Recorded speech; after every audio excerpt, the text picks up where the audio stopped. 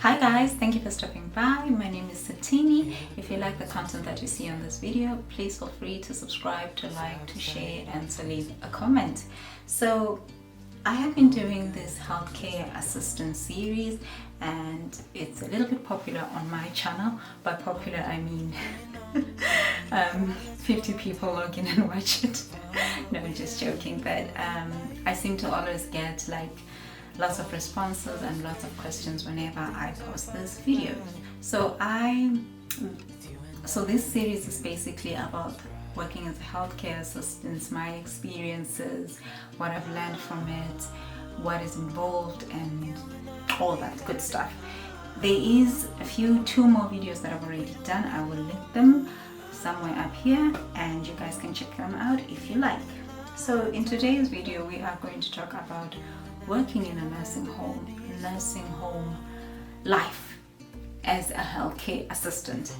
So I will say my unbiased, unfiltered opinion on the experience I had. This is my experience and nobody else's experience, and it's just an insight on what one can expect when you work in a nursing home. It can be a different experience for somebody else, but this is what happened to me and this is what my nursing home life looked like. So I worked in a residential home that had residents with dementia, and working with residents with dementia is the most sad, beautiful experience I've ever experienced. I know this is very, for a lack of a better word, dementia is such a complex condition that on one hand you're like, why this is so sad, but on the other hand you're in awe on how the brain works and what the brain can do. And it's basically an experience. I will leave the meaning of dementia listed down below. But some of the challenges of working in a nursing home, and especially a nursing home with dementia, I'll be looking down just to refer to my keynotes, is that in most nursing homes there is a challenge of staff shortages. So 90% of the time I would go on shift and somebody has rang in sick and it wasn't possible to get a replacement. People get sick and sometimes people call in at the very last minute and it's very hard to get a replacement. One hand, people do get sick with the cold, the flu or whatever, but sometimes people are generally just tired.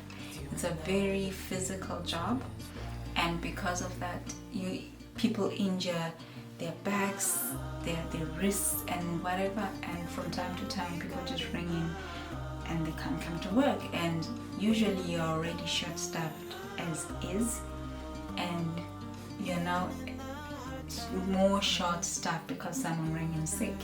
So definitely the short-staffedness is one of the things, the disadvantages that I would say with working in a nursing home.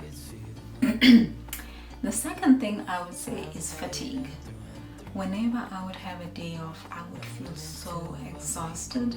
Like I literally needed a day off where I would just sleep. I would just be so fried mentally, physically. I would just be so exhausted. I would just be like, oh my gosh, I would be fried. But I would be so exhausted and I would be so tired. I wouldn't want to think about the nursing home. I wouldn't want to dream about the nursing home. But on the second day, I would randomly scroll on our company page and see pictures of our residents and be like, oh, I miss them, I want to go back. Family balance. I think this is across most professions in the healthcare industry. The family balance is a lot of the time my husband had to pick up slack at home because I wasn't there most of the time. I work 12-hour shifts, so definitely I would, even on my day off, I'm just so exhausted, especially if I would be working night shifts. So definitely the family balance, the dating life balance is, unless if you're dating someone else who's in healthcare who would understand.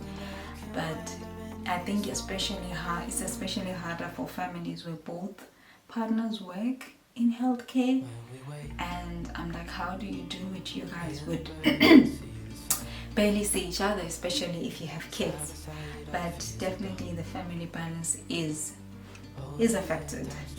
Attachment to residents. As you work, when you begin working in a nursing home, they tell you not to get attached. They tell you to learn to separate your work life and your personal life. But it is very hard. They become like family to you. During the pandemic, they were the only other people besides my husband that I saw. So they were essentially my family. And it is very hard to get attached to residents. It is very hard not to get attached to residents. They become like your grandmother or your grandfather. They become very close to your heart. You have a few residents that are just so close to your heart. You're not doing them any favors or giving them any extra attention, but you kind of have a thing with them, and somehow they just take a piece of your heart and just sit there. I remember so many times I would just be brought to tears on realizing how close I am to them. When you work in a nursing home, you think that you are the one giving, you are the one making the sacrifices. But the amount that residents give back to you, the amount of love, the amount of experiences, the amount of teachings is just, you can't measure that. It's just a beautiful place to be. It's a beautiful experience. It's a beautiful place to work in. At the same time, you do deal with angry residents. These are sometimes residents who feel that they are overcharged in the nursing home. So nursing homes are not cheap at all.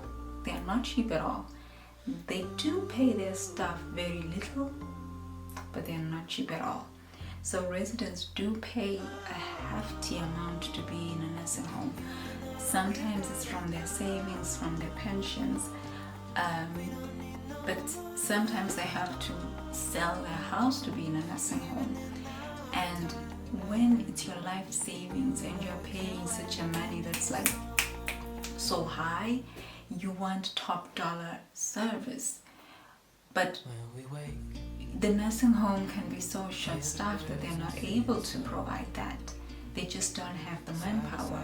Like certain residents would want certain things at certain times, and that made things difficult because you have other residents to take care of as well. And you can't provide that 6-star, I'm not even going to say 5-star, 6-star service that people would expect given the amount that they're paying. It's well within their rights because they know how much they're paying and they expect their money's worth, but unfortunately the manpower is just not there. That's how the nursing home is structured. You can't have individual one-on-one assistance unless if you want to pay more for it. And what happens is that people become so upset and so angry at the staff and they take it out on your staff. I love to be happy and jovial and just happy, and sometimes I would go into a resident's home and be like, hello, and they just like, oh, what took you so long? And just be mean. And that can put you down. You're like, I'm putting my best foot forward and this is what I get back. But you do deal with a lot of angry residents. What I do is when I leave that resident's room, I try and leave it by the door and say, he's having a bad day, move on with my life. I always try to leave whatever happened in the nursing home at the door and not think about it. If there was anything negative that happened, just focus on the positive and just not think of that one negative comment that I received. Um, at the same time, the residents' families as well can be a handful. It's very nice when you're a resident to have somebody who's advocating for you, somebody who's making sure your needs are catered for. But sometimes families are also dealing with the hurt and sometimes even dealing with the guilt that they cannot take care of their loved one. And sometimes they can try and take that out on the staff again. Like, why is my father like this? Or why is my mother like this? Why is my mother not getting any better? Why is my mother getting worse? I would see residents who came in and were bedbound and they would possibly, never walk again. But the family insists that they go to physio and they really have a hope that they will one day walk, actually, possibly one day run. And you know it's not possible. And as they slowly realize that that's not possible, or they slowly realize that their parent is fading, feelings of anger do come up. What you should realize is that those feelings are not directed to you. They're just directed to the situation. They are helpless at that point. All you can do is put up a smile, take what they've said, take it on board, do your best to make sure their parents or their family members' needs are met. That's the best you can do. Even if it was you, think of the situation that if it was you and you were in that instance where your mother was in a nursing home, you were paying such a large amount and you felt like she was not being taken care of, how would you feel? How would you react? That is one thing that you have to think about. So families can be very difficult to handle, and sometimes you'll find wonderful families who are so appreciative, families who understand that things happen. They understand that falls happen, residents fall all the time, and sometimes some families are like, how did my mom fall? Is she being neglected? And you can't always be there every minute, every second. And with people with dementia, sometimes they get confused. They forget that they need a frame to walk. They forget that they need a walking aid, and they try and walk and they fall. It happens. But families may not understand that. They may feel like their family member is being neglected. If they lash out, understand that it's not about you. It's nothing to do with you. It's just the situation. It's just the situation. It's just how they are handling this difficult time in their life.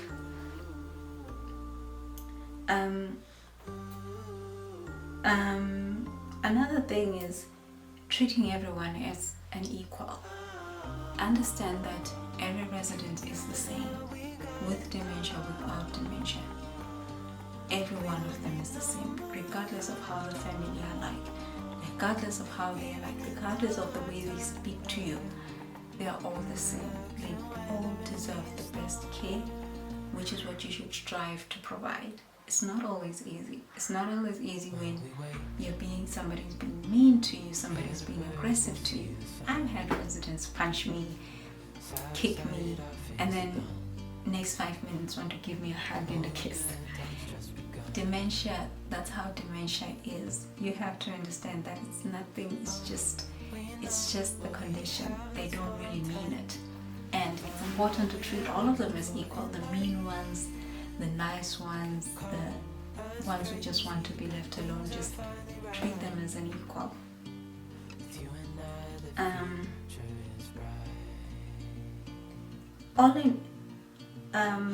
Another thing that I learned working in a nursing home, observing the residents, is that you will learn so much about life from seeing it from their eyes. They will tell you stories. They will say things like, save money, travel. They have such valuable life experiences to teach you. They have such valuable wisdom. Lots of time residents will be like, travel. I had a resident ask me all the time, have you been on holiday? Have you been on holiday? They're trying to tell you that experience life, experience the beauty of life before you are old like me. I learned the value of saving money. Lots of times I saw residents who were paid for by the government and they had nothing. They had nothing. It was sad, but what you would have to understand is that for you not to be in that situation at that point in your life is save. They say start saving from your first salary. It's not easy, but save. If you work in a job that doesn't have a pension, try and get a private pension. Save as much as you can. Invest as much as you can. Because as you get older, you will need that cushion. You will need that fallback. Make smart financial decisions. I learned from my resident the beauty of life, the beauty of love, the beauty of friendship. I saw friends, residents who were friends, who came to see their friend. They've been friends for 40, 50 years, and they still come and see their friend to have a chat with their friend. I saw the beauty of love. I saw women whose husbands or whose wife didn't even recognize them, didn't even know who they are, but they still made the effort to come with flowers. They still made an effort to come and see their other half.